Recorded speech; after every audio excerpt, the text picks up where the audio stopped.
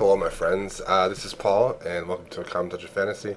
I'm just making a quick video on my computer using my streaming software to show how to use Goodreads. Some tricks and tips for using things that some people might not know on Goodreads, and so that you guys will know all about it. So here we go. So one of the first things that's important to me on Goodreads is not to be completely overwhelmed by my update feed. So I have an update feed, and here we go. Connor just read An Amber in Ashes, and he gave it 4 stars. So what I like to do with my feed is to use this little widget over here and make sure I am doing it from my top friends and the people that I follow, so that my feed will only be from my top friends and people I follow. I wish I could read every single one of my friends on Goodreads update on their books, but it's just not possible. I would rather be able to see very specific people that read the same type of books I like, and so that their reviews, their updates will come up on my screen before everybody else. So I do top friends and following.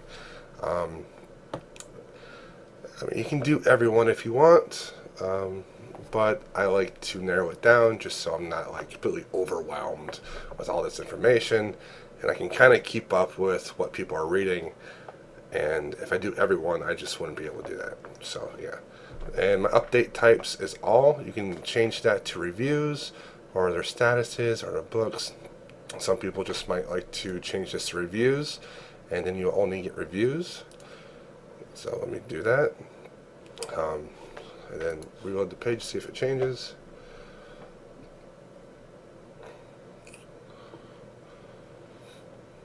Yeah, so now we only have the ratings that people give their books. You don't get anything else, which is a great thing to do as well.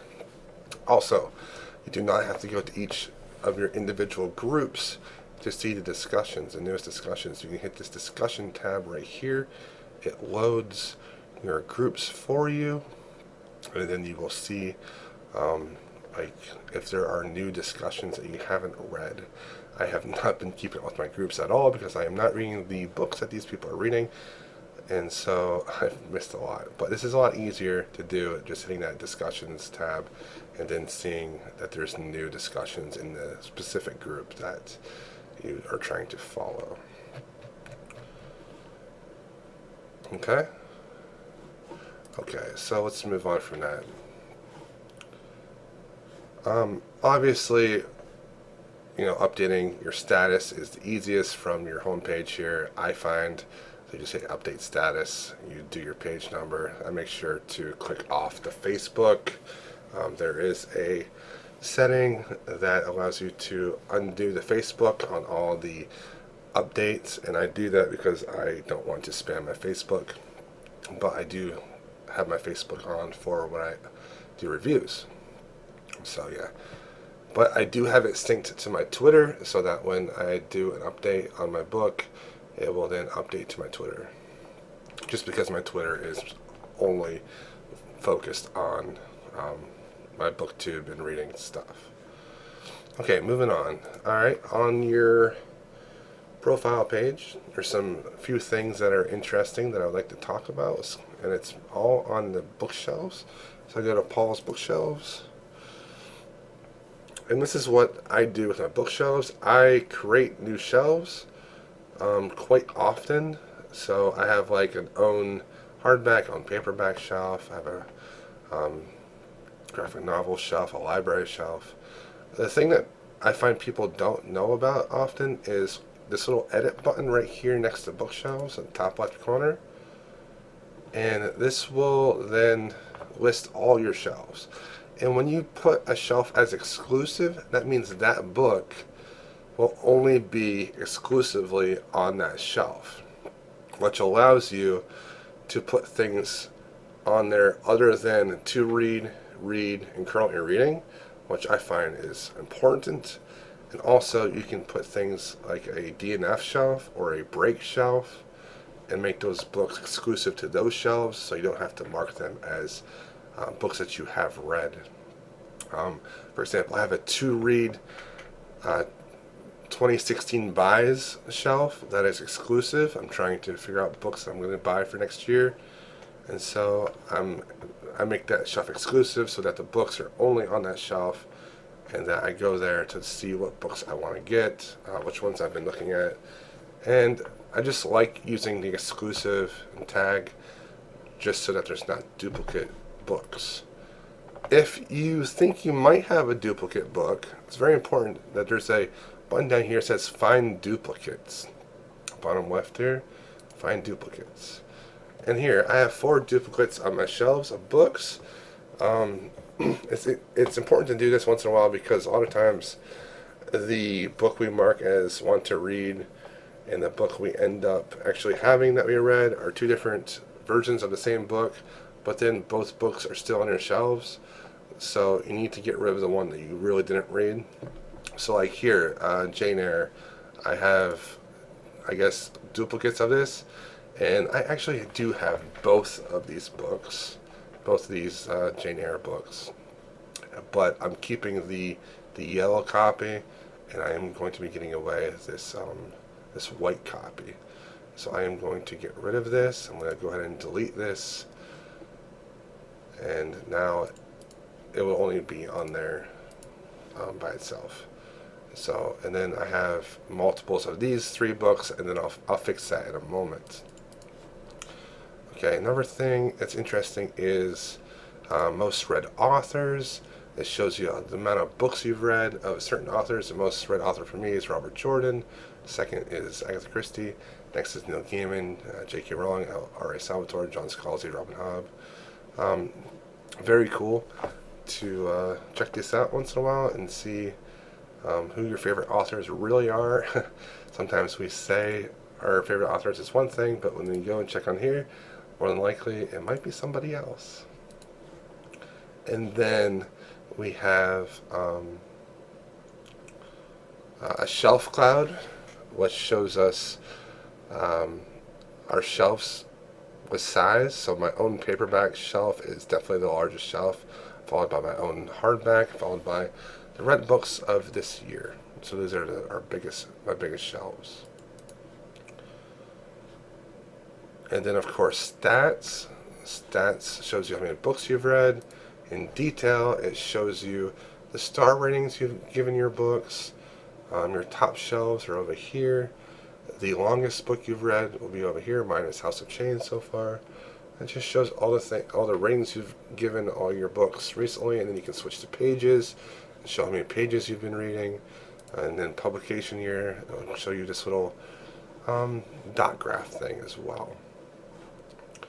So yeah, some cool stuff that you can do in Goodreads, figuring out stats and whatnot, and just play around with it. One thing that is fun to play around with, you go to your bookshelves, and you go to the very, I think, no, not at the very bottom. You would go to, let's see, settings, and then you can change how your books are listed. So you can do it by average rating, by cover, by date read, by rating, all these cool things, and it's really cool. You can figure out like what books you're giving the best scores and stuff like that. And then the last thing I'd like to show is how to compare books. Let's see, we'll go to Caitlin's page. She's my top friend on here. And let's see, you go to your friends page, and then you can hit this button called Compare Books. And so books that are on your bookshelves and on their bookshelves will be shown on here. So, for example, 12 Kings of Shurikai. She read this earlier this year. I'm going to try reading it in a couple months. She gave it a 4-star. I have it marked as to read, and she has a lot of things to read that I have to read as well. So, very easy way to find out if one of your friends has a book that you want to read, and you can check out all their books. It's very easy to find out. Me and Caitlin has a 77% similar taste in books. Yeah, it's actually pretty high because we both read a lot of epic fantasy. So what's cool is you can go down and check out the different reviews that we both gave. She gave The Long Way to a Smaller Planet a 5-star. I give it a 3-star.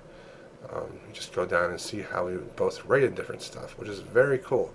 And then on the right here, it says that the review has a review, which is very cool. You can click that little asterisk, and then you can go read her review of the book. I find this a lot of fun. I like to go and look at people's profiles and compare the books of different people and see how they stack up. And I love to go to people's bookshelves and look at their favorite books. So she has like favorite book ever. And of course we have Fool's Fate, the Tawny Man Trilogy #3, and then she has Fool's Assassin as well. So I just like to see people's favorite books and look at them, which is a lot of fun. So yeah, those are a few cool things you can do on Goodreads. You probably knew these things, but you know, you never know, you might not have. One thing that I really take seriously is this number right up here. My average rating is 3.43, so I can click on that, and then it shows the frequency of your rating, of your star ratings. So my 5-star ratings are at 19%. My 4 stars at 34%, 3 stars at 26%. My goal is to have my average rating be around a 3.5-ish. I want to be able to read books that are good enough to keep that average up, but I don't want to give out like a ton of 5s and a ton of 4s. So I'm serious about this, actually. I try to keep it around a 3.5. When I find I'm just giving way too many good reviews, I have to realize, there's no way all these books are this great. It's just how you're feeling at the moment. So I need to remind myself, okay, really be critical with the books you're reading. Give your ratings based off of how you really feel about the books, and not how you're personally feeling this month, or how the other people's ratings are affecting your ratings. And I'm trying to keep like a below a 20% 5-star rating for books, just because I don't think that logically I should have a higher than a 20% star rating, 5-star rating. So that's why I try to keep that a little bit lower. And eventually I'm hoping that my largest shelves will be the 3 and the 4 range. And I'm not opposed to giving 1-star ratings. I've been giving a lot of 1-star ratings lately. When I give a 1-star rating, that only means I dislike the book. I go by how Goodreads does the ratings. 1 is I dislike this, 2 is I thought it was okay, 3 is I liked it, 4 is I really liked it, and 5 is I loved it, I thought it was amazing. So that's how I rate books, and I go by the Goodreads standard. So if I don't like a book, I give it a 1. If I don't like it, there's nothing. I shouldn't give it a 3 just because other people like it so much, or it's like this really important book that I should give a 3. If I didn't like it, I just didn't like it, so I give it a 1. I don't know. I kind of went off on a tangent there. So these are some tips with Goodreads. Thank you so much for watching. If you've found this to be interesting or knowledgeable, let me know. But yeah, those are some of the things I do on Goodreads, and I'm on Goodreads a lot. So if you haven't followed me or haven't added me as a friend, go for it. I'd love for there to be more people. Thanks for watching.